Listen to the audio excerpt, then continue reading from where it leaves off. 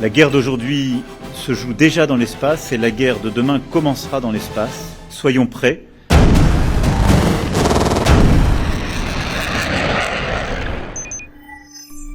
Oui, le président Macron a inauguré il y a peu le commandement de l'air et de l'espace à Toulouse et a souligné l'importance qu'il y avait dans le futur dans le combat situé dans l'espace.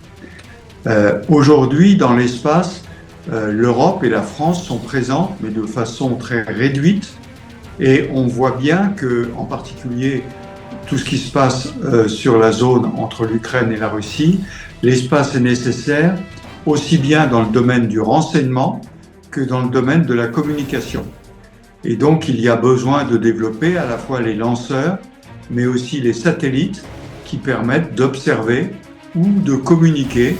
Et c'est ce que s'attache à faire l'Europe actuellement. Eh bien, actuellement, pour ce qu'on en connaît des actions russes dans l'espace concernant le conflit entre l'Ukraine et la Russie, les satellites russes sont très utiles à la fois dans le domaine du renseignement de façon générale, mais aussi dans le domaine simplement du guidage, par exemple, et du ciblage. En donnant des images précises, des trajectoires, ils aident beaucoup aux frappes qui ont actuellement lieu en Ukraine. Par ailleurs, les satellites sont utiles également dans les systèmes de brouillage qui ont lieu et qui gênent les actions sur le terrain. C'est pour cela que l'Europe se dote de moyens permettant à la fois d'observer et d'agir sur les champs de bataille à partir de l'espace avec une couverture permanente. Et c'est là un des sujets majeurs parce qu'aujourd'hui, les États-Unis, dans la région, déploient à peu près une vingtaine de satellites alors que les Européens n'en déploient que 2 ou 3.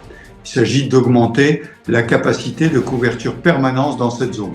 Écoutez, concernant l'espace, en fait, le sujet, c'est que les modalités de déploiement de satellites divers et variés sont duales.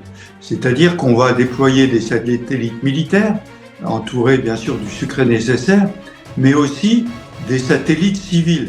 Et donc tout ce qui sert à l'un sert à l'autre. Et je pense que l'accroissement de ces moyens est nécessaire, tout simplement parce que les moyens civils en ont de plus en plus besoin et que les moyens militaires, ceux qui sont à ce niveau-là, en ont de plus en plus besoin.